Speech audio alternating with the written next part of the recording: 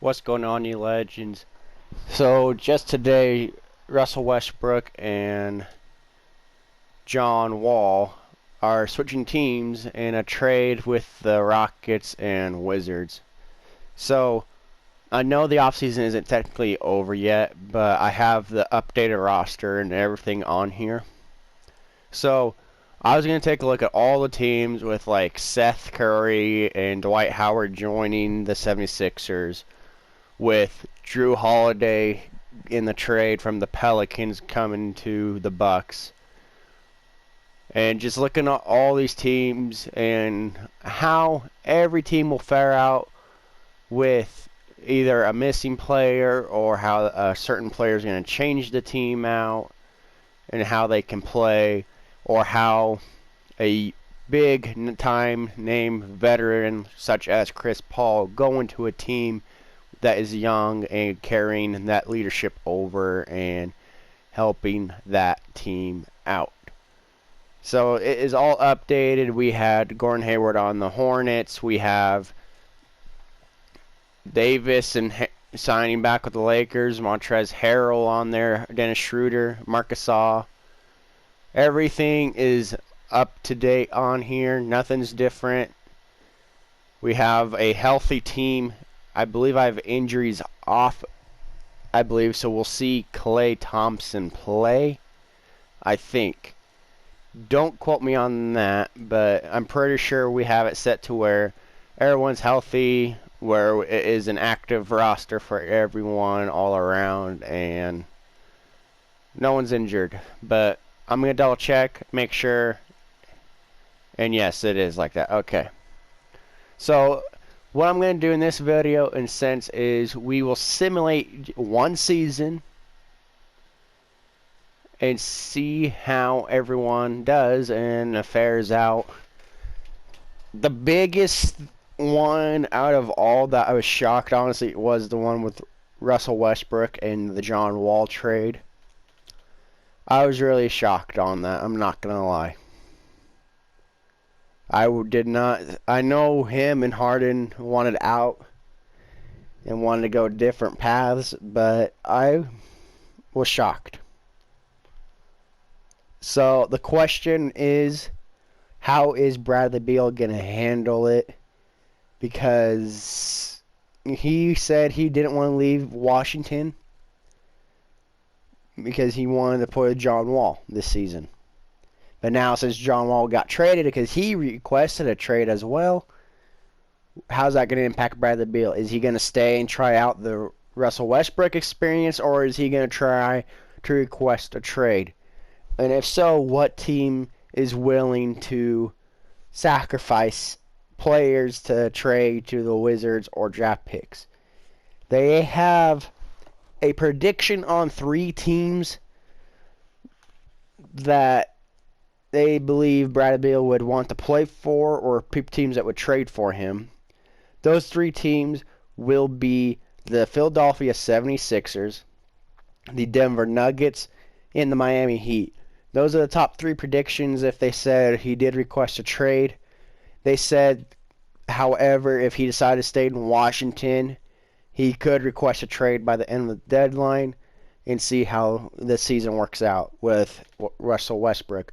But if he's wanting out of Washington and doesn't want to play with Westbrook, those 3 teams are his primary sources of like top on the list for where he should go. And to be honest, the Heat is a young team. Them getting Bradley Beal, I mean, kind of makes sense in a way, but also doesn't. Because you have Jimmy Butler who's going to play at small forward, but you have like Tyler Hero, Duncan Robinson. I mean, you can put Bradley Beal probably at the point guard spot, or even Tyler Hero there, and like not worry about it. I don't know, because Tyler Hero, in my eyes, is going to be a star in the league. He is shown in the playoffs that he can. Obviously, the whole Heat team is young and they can contribute and probably win a championship within the next few seasons. The other team, the Nuggets, I think would fit perfect for him. I'm not saying that as a Nuggets fan, but Nuggets really don't have a scoring option. You have Jamal Murray and Jokic as probably the best duo in the Western Conference besides like LeBron James and Anthony Davis and like Kawhi and Paul George, but at the point guard center's position, that's like the best duo in the league. So, in a sense, them trading for Bradley Beal wouldn't surprise me, because then that helps Jamal Murray and Jokic with the scoring option, and Bradley Beal can contribute to the two-man offensive show that Jamal Murray and Nikola Jokic run. The 76ers one, I don't know why people were predicting that as a trade option. I just don't see it working. I mean, it adds a shooter to your team, but they're going to have to give up a lot of players in return for it. And I just don't think they'll have the cap room. And like, since the Nuggets didn't get Mason Plumlee, Torrey Craig, or Jeremy Grant back in this offseason, I think that the Nuggets have plenty of cap room for a trade for him to last for a season or whenever his contract expires. I don't know if it expires this season or not. But the Heat are kind of the same way, but they have young stars, so they're not big paid players yet. The only big paid player really is Jimmy Butler right now. They'll probably sign and Goran Dragic. Like, those are the two like veterans on the team. They're like really super young still. Out of like the three other starters with them. So Miami isn't a bad option either. I just don't see the Philadelphia 76ers team trading. If so, they're gonna have to trade a Tobias Harris and a couple bench role players or something. So here is the top predictions for this coming up season.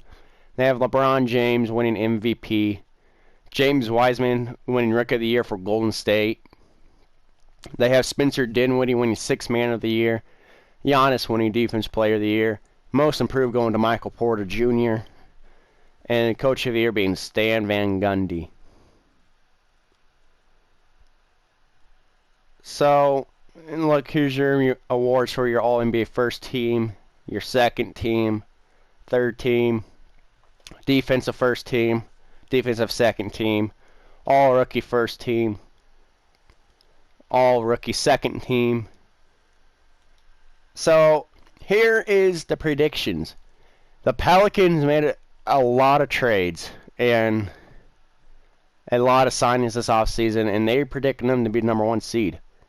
Honestly, I don't see it happen in real life. I see the Lakers still being the one seed. But, like, I don't know. It's just interesting how 2K thinks. Like, they have the Magic as a 2 seed in the East. Interesting. Anyways, we're going to simulate. Actually, let's not simulate yet. What I want to do is look at our player stats and, like, people who are... Joel Embiid, jeez. Oh, Joel. Oh, my. Ben Simmons, I didn't turn off injuries then. So, Seth Curry, I'm assuming starts. Didn't do too bad. Dwight Howard, I mean, yes, in a sense, are they going to run a Joel Embiid, Dwight Howard mix at like a power forward center spot? I don't think so. I think Dwight will come off the bench. With the Bucks, Drew Holiday, I mean, that's pretty much, and I mean, kind of fell off a little bit, but this is a 2K simulation. It's not really how he may produce in the season. Who knows?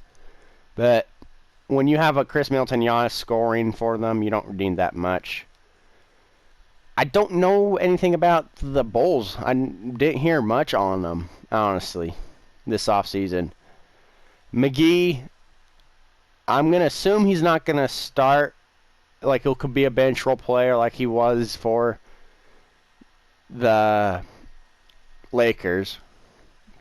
The Celtics with Tristan Thompson in the absence of Gordon Hayward didn't look too bad, but Tristan Thompson is going to actually take over that center spot. There's rumors of going after Rudy Gobert. I'm surprised they didn't try to get him in a trade. Clippers, I'm not worried about looking. Like, I want to look at, like, big name, like, the big trades that happen. Like, Gordon Hayward, he was a sign-and trade. Not in my defense, in my opinion, this isn't a bad deal for the Hornets. But it is because they're kind of in that rebuilding stage, so they're just going after whatever they can and get their hands on. Because to me, Gordon Hayward still it wasn't the same after his leg injury, and I feel like he just is kind of done. His career is kind of over with, and he won't be that elite player like he should have been. So, what other team? This Laker team, like, Schroeder says he wants to start. But how this team is going to play out, I don't see it happening. I see LeBron just running that point guard spot or a Caruso. The other team I wanted to look at was this. With Eric Bledsoe, like... So the question is, are they going to start Eric Bledsoe and then Lonzo come off the bench, or are they going to start Lonzo and have Bledsoe come off the bench, or are they going to play Bledsoe and have Lonzo play that shooting guard spot? How are they going to play this year? It just depends. Getting Steven Adams is a big win in my opinion, because that helps with Zion inside a lot, and them losing Derek Favors didn't affect them much. Jeremy Grant and Mason Plumlee, as a Nuggets fan, it hurt to see Jeremy Grant go. Mason Plumlee, he was a really good backup for us. It's kind of like that deal where you're like, who's going to start as well? He could be a potential starter in Detroit. I don't know. It just depends how him and Okafor are against each other. It's kind of like that deal with Nurkic and Jokic back in when they had to decide who they wanted as their future star center. Grant hurts because he was a huge offense and defensive threat for the Nuggets, and that just kind of hurts that he's gone. But he'll start the small forward for sure in Detroit. John Wall on the Rockets. This is a guy I don't know about. Missing 2 years in a row. Coming off of an Achilles, right? I think. Like, that's tough. I really don't want to get... I think the Wizards did get the win in this trade with the Wall and Westbrook trade, because Wall hasn't really played a game in 2 seasons. So either he's going to be phenomenal, get like comeback player of the year, or he's going to be god awful and this has been a waste of a deal, and then James Harden's going to want out instantly.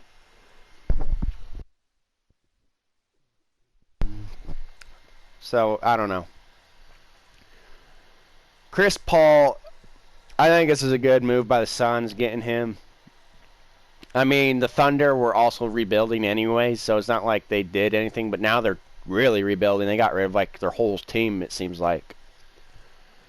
But I think the Suns getting Chris Paul here is going to help Devin Booker, because he doesn't have to really take as many shots. Paul will be there, but Paul is also going to have like DeAndre Ayton inside. He can dish to like he always did with Steven Adams. He kind of has that like lob threat still that he is used to. The Thunder, they're going to fall off, I have a feeling. Gilgeous-Alexander's going to do as much as he can, but Horford's old. He's not going to do much. George Hill is old. He's not going to do anything really. Like, this team making a playoff run last year with Paul and Adams, but them gone, they're not going to make a playoff spot at all. I'll be shocked if they do, but I don't think they will.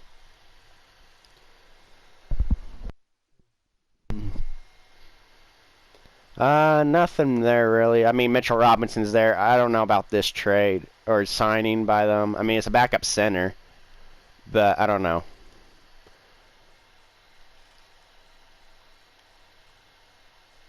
Okay, I guess I didn't turn injuries off. I thought I did. Well, that's a real life injury he did, didn't he? Didn't he rupture his Achilles? I don't know. But this was a team I wanted to look at the most was the Wizards. I think the Wizards did get the win in this. I mean, you still got a point guard out of it who's explosive like John Wall and who can't shoot at all. The primary focus, though, on this team is going to be Bradley Beal this season and see what happens. But let's simulate and see who they're going to predict to win it with all these new signings and trades and drafts that they have. I know the offseason isn't done yet, but we'll see. Pacers get swept by the Nets. Miami gets eliminated by Boston in 5. Rockets get eliminated in 5. The Bucks get eliminated by Toronto. That's a surprise. Well, not really a surprise. They've been fighting non-stop. I'm surprised Toronto's in 8, but this is 2K. Blazers have been eliminated. The Suns have been eliminated by Denver. Denver going to 7 games once again. Lakers getting eliminated by the Jazz. The Jazz team, I think, is going to be a team to watch too in the West. Like, the Western Conference is becoming really dominant, and the East is super easy. So some of these teams, like the Celtics, the Nets, the Bucks, the Raptors, even the Heat, they should like run away with either of it and get to the Eastern Conference with ease until they face each other. And then that should be like a good 7-game series. So they're predicting Denver and Brooklyn sweeping them. I mean, it'd be nice to see Brooklyn get there, or not Brooklyn, Denver to get to the playoffs, but I don't know. So in all, the big primary focus on this was like the off season. It was very interesting to see, like how everything turned out. So far, I mean, the offseason isn't done, obviously. There's still a lot of players in free agency in that, but it just was cool to see certain teams, like big teams made a jump. Like the Blazers, they made a big jump from predictions with a lot of signings. Obviously, the Pelicans did with a bunch of trades and the draft that they had. So I'll have more videos of NBA coming up. I'm going to kind of do like the top 3 picks in the draft. So I'll do, and maybe like some other picks, but I'm for sure doing the top 3 in the picks of the draft. So James Wiseman, Anthony Edwards, and LaMelo Ball, I'll do like a career simulation for them and see how their career turns out for them. Like, will they stay loyal, stay on the same team, or will they leave and see how they do like as a career deal? Just to kind of add more videos to my channel and change something up. So that's what I'll be doing probably within like next 2 weeks or so. We'll see though. I mean, I have a lot of ideas coming up. What I may do also is like the top 3 teams I listed for Bradley Beal: the Heat, the Nuggets, and the 76ers. I'll come up with like a close to realistic trade in the NBA 2K version and see like how much they have to give up to make that trade and who and what. Also, I may do like a tier listing before the NBA season starts and not list players. I could do a position tier like between like starting centers for all teams and starting point guards, shooting guards, small and power forwards, and so on. May not do bench players, but just do the starters like tier ranking. But for sure, I could do a tier ranking of all the NBA teams and like do an S through F tier of who's going to have a good year and who isn't. So, hope you guys enjoyed the video. Remember to subscribe. Keep a lookout out there. I'll try to get this posted. Hopefully it's posted by Thursday. But if not, it'll for sure be the first video out there by Friday for you guys. Hope you guys enjoyed this video. And I will see you in my next video.